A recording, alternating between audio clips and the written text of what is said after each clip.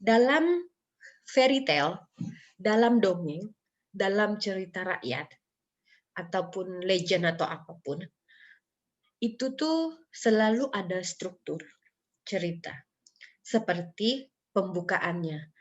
Once upon a time. Selalu once upon a time. Once upon a time.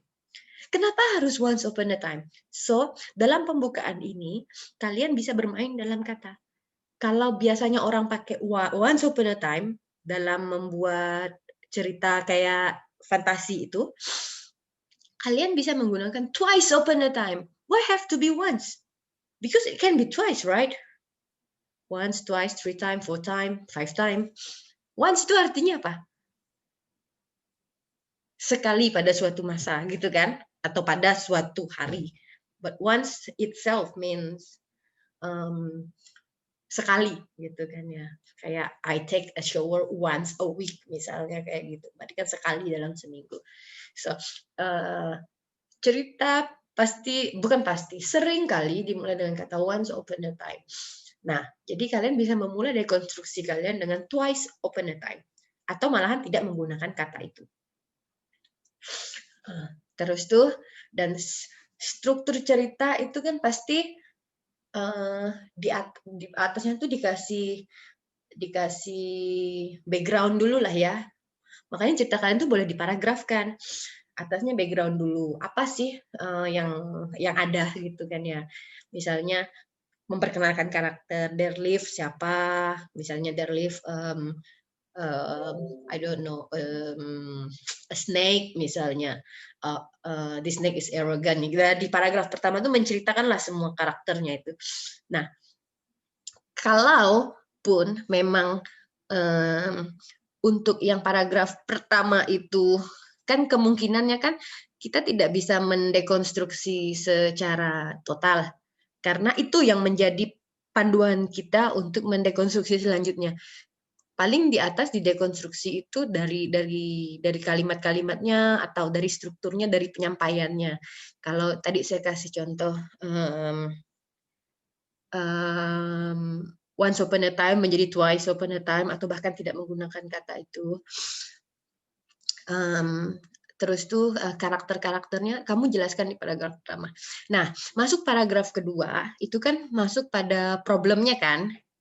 Masuk pada problemnya. Nah, di problem ini disinilah kalian bisa bermain-main dengan kejadian, dengan intrik-intrik, bukan intrik sih, dengan case ya, dengan problem kayak gitu. Kalau tadi problemnya cerita Julius itu mereka diserang terus mau makan, mereka diserang, terus tuh ada magic monkey, magic banana tadi.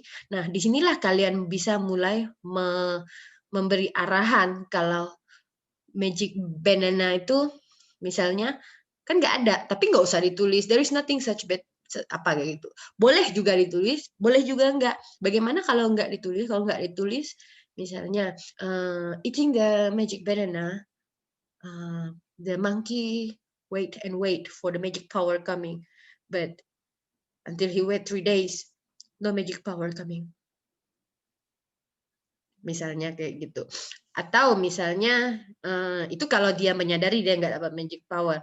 Tapi kalau misalnya dia tidak menyadari some minutes after eating the magic banana, the monkey thinks that he had a magic power, so he attack. But in fact there is no magic power, so he lost. Seperti itu misalnya. Nah, di paragraf kedua itulah mulai kalian dekonstruksi kejadian yang mustahil terjadi di realita. Jadikan itu realita. Kayak gitu. Serealitanya kalian. Walaupun kadang realita itu kan biasanya kan suka dikonyolin. Karena kalau realita itu disampaikan secara betul-betul itu pedih gitu loh. Jadinya tuh terlalu sad story. Jadi makanya biasanya twisted-twistednya tuh yang konyol-konyol itu apa untuk menertawakan realita tadi. Nah, yang paragraf yang ketiganya masuk ke resolution-nya gitu kan. Nah, di sini kan biasanya kalau dalam struktur dongeng biasa itu kan happily ever after atau the moral lesson. Nah, untuk sini kalau cerita kalian kan nggak mau nulis cerita happily, bukan nggak mau, kalian kan nggak diminta menulis cerita yang happily ever after kan. Nah, tulislah cerita yang lain, nggak harus sad. It can be just normal, you know. Atau apa sih? Misalnya harapannya kan setelah di akhir cerita kan ada moral lesson. Kalian bisa tulis misalnya kan ya terakhirnya tuh Monkey-nya masuk rumah sakit jiwa misalnya kayak gitu kan ya. Ini misalnya. Terus tuh end of story. Terus kalian bisa nambah, what are you waiting for? Are you waiting for the moral lesson? Well, this is fable. This is not, I don't know. This is not philosophical or religious class, the religious book. This is story, something like that, you know, to end. For example, you can say also something like moral lesson of this story. Titik dua. We are so sorry. We are not the agent of moral lesson, and we are not aimed to write a moral lesson. We aim to tell you about the story about the monkey and the banana, for example, like that. You know, like these things will not be found in the apa sih namanya cerita-cerita dongeng yang biasanya. Makanya inti project kalian ini adalah defabulization. Defabulized artinya mendekonstruksi fabulized. Jadi kalau nanti tuh ada redaksi fantasinya, ada redaksi realita atau ekspektasi reality kayak gitu. Ekspektasi cerita itu adalah cerita yang kayak dongeng-dongeng yang ada. Nah, realitinya itu adalah yang dekonstruksi. Kayak gitu. Itu maksud saya. Sudah ada gambaran? Tell me. Atau di mana kebingungan kalian?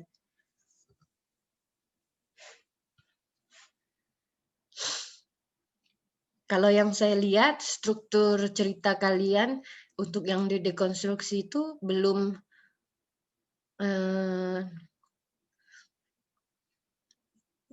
gitu loh. Tapi nggak apa-apa. Karena kemarin kita kan belum juga membahas tentang struktur kan, baru membahas tentang ide cerita kan. Jadi nggak masalah. So what I mean is we need to rework. You know, kan saya nggak bisa juga ngasih pruk semuanya langsung. Nah, so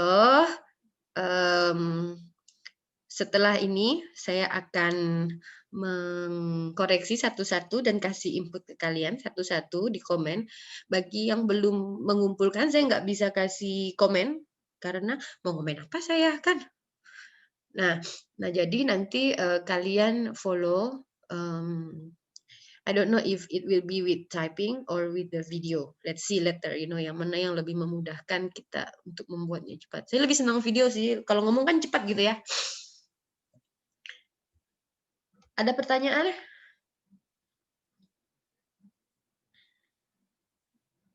Is this hard for you?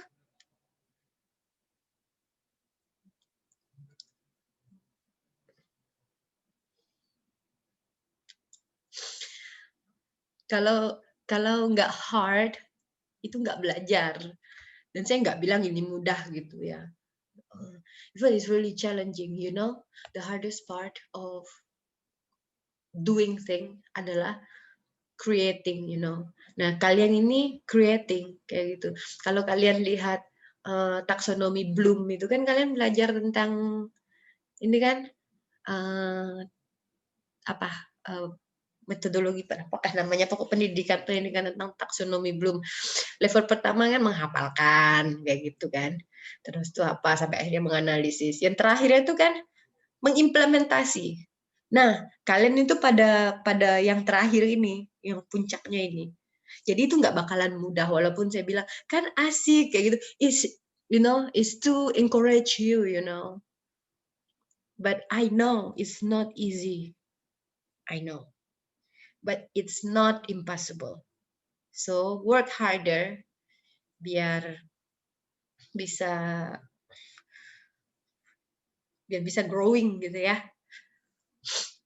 Oke, ada pertanyaan? Kalau nggak ada, saya akhiri. Habis ini saya akan membuat koreksian kalian. Dan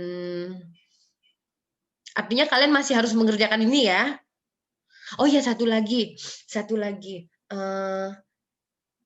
Kalian bisa gambar-gambar nggak sih? Kayak cerita kalian tuh digambarin. Itu yang jadi problem saya juga loh. Kalau mau bikin fabel. Nanti saya coba hubungi Bu Vini deh. Soalnya Bu Vini sama Bu Citra kemarin itu bikin fabel. Ada 2 atau 3 fabel gitu ya, sama teman-teman yang dari mana-mana kah gitu, antologi fabel. Saya mau coba tanya Bu Vini aja kalau misalnya kita nggak bisa gambar. Yang penting cerita kita oke dulu gitu loh. Oke. So, any question? Nggak ada? Nggak ada? Oke. So, work harder to get better result. Kalau nggak ada, saya akhiri di sini. So, see you on Facebook. Bye-bye. Bye, ma'am. Bye-bye.